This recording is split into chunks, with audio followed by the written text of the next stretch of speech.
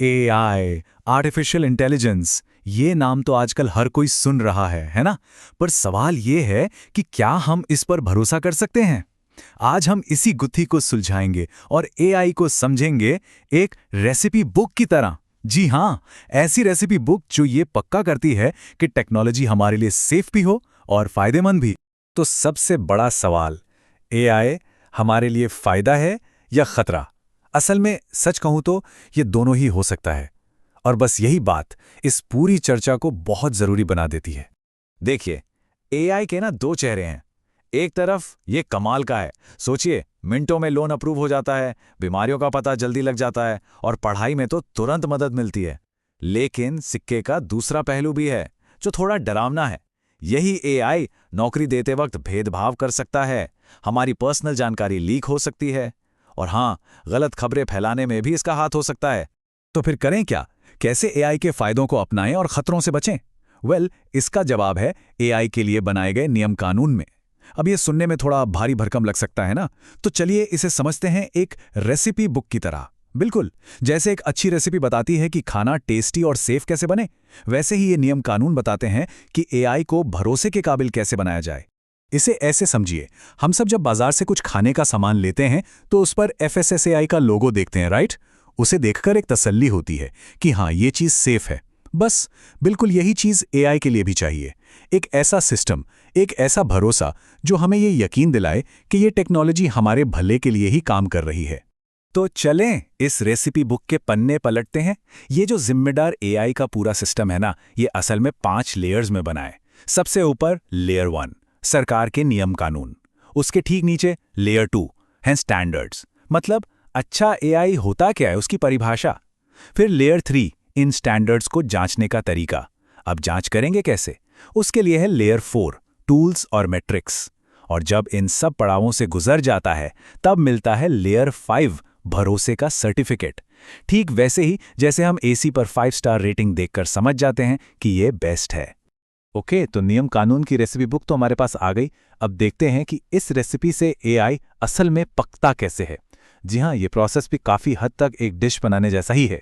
AI बनाने के इस सफर में 3 मेन स्टेप्स हैं। पहला, डेटा इकट्ठा करना, मतलब अपनी डिश के लिए एकदम सही और साफ सुथरे मसाले चुनना।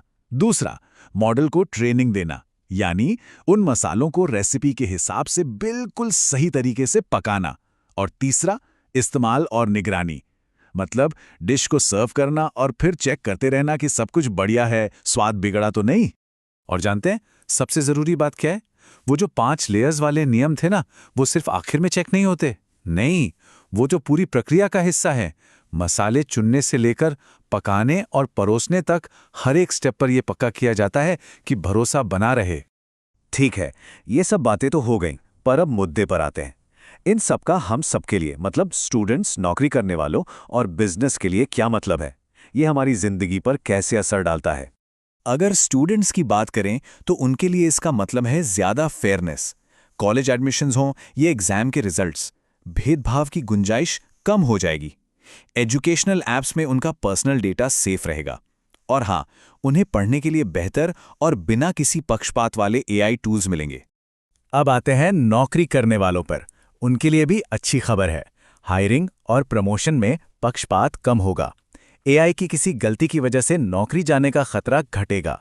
और एक और मजेदार बात, एआई की ऑडिटिंग और सेफ्टी जैसी फील्ड्स में बिल्कुल नई नौकरियां भी बनेंगी।